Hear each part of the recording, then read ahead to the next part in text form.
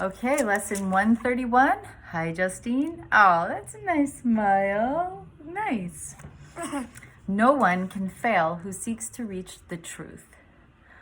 Whew, that is music to my ears. I feel like truth seeker could be like my name. It really resonates with me. So today we are asked to do 3 longer practice periods, 10 minutes each, which I've done 1 this morning. Yes, I'll do 1 tonight. And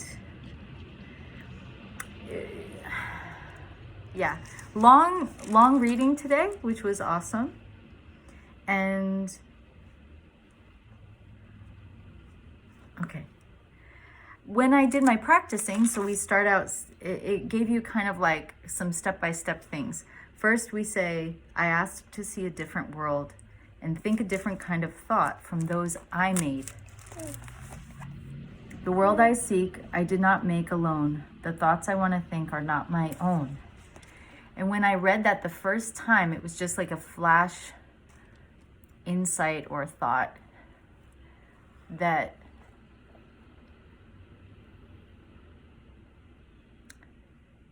to me, that didn't mean I'm thinking other people's thoughts.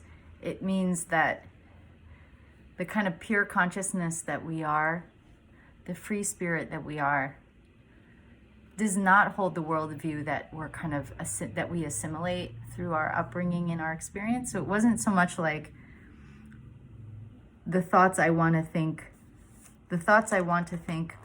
are not my own. Yeah. They're not the ones I assimilated, acquired. They are my real true self's thoughts.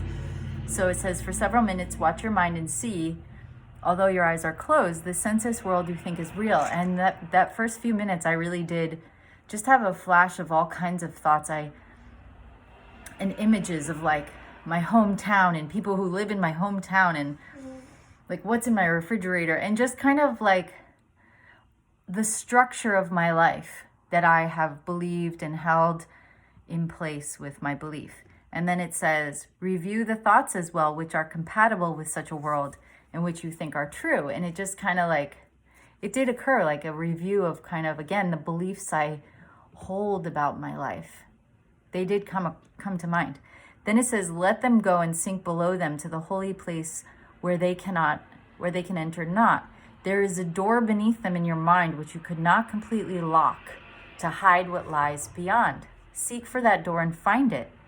But before you try to open it, remind yourself no one can fail who seeks to reach the truth. And this request you make today. And for me, I dropped right in.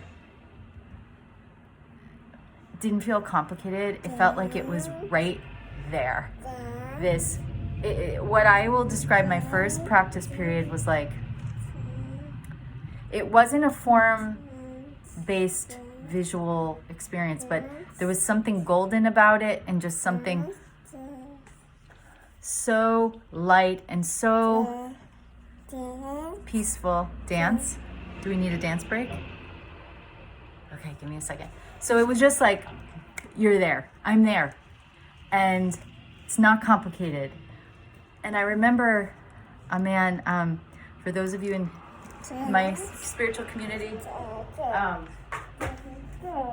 I remember Lawrence Bartlett was one of our members and he has transitioned. But he once said, like, God is right there, kind of like closer than my own breath. And when I went into this meditation, it was like, this other world, it's here even when I look at form around me. I know that because it's just, yeah.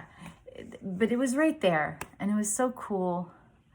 And the other thing that I am not experiencing anymore as much is just the belief that I can't get there, that it's hard, that it's complicated, and that I don't know how to do it.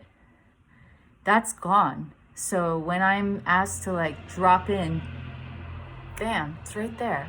And I feel very grateful for that. It was really amazing. And I'm having a huge I feel like okay, honey, dance. Okay. How about give me a minute. yeah, I feel like I've had an upgrade of my software and there's just such a clear awareness coming to me that I can be in this world and I don't have to suffer at all. And I can see myself being triggered and I can have distance, and I nearly just said, well, I could have some things coming up that I'm not aware of, almost like maybe I'm not home free. But man, I don't even believe that. I don't need to know that. And I'm just feeling this practice is riveting. I'm grateful. Yeah. So that's where we'll end, and we'll do some dancing. And so we seek the truth, and you know what? It's not that complicated. I mean, it's not that perhaps some healing and forgiveness and just almost like if you're so attached, you may need some, like getting those, like, we call them burdocks. You know those things that if you like rub up against them, they can get stuck in your clothes? Burrs, maybe people call them? Or like stuck in your hair. I mean, sometimes pulling this stuff out of our awareness can be a little painful or uncomfortable. It's just,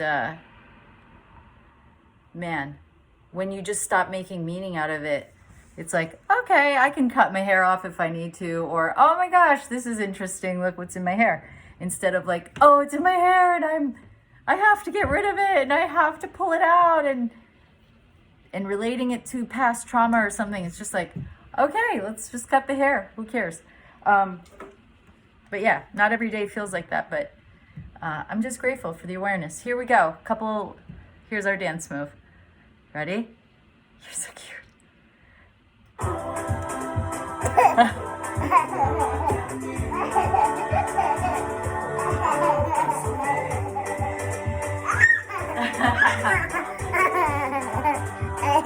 want to do your peace sign?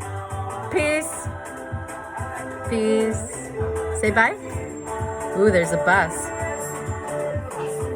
There's a bus. You've never said bus. Yeah, that was a bus. Oh, it's still there. Yeah. Cool. Let's say bye. Let's say peace. Bye-bye. Go ahead.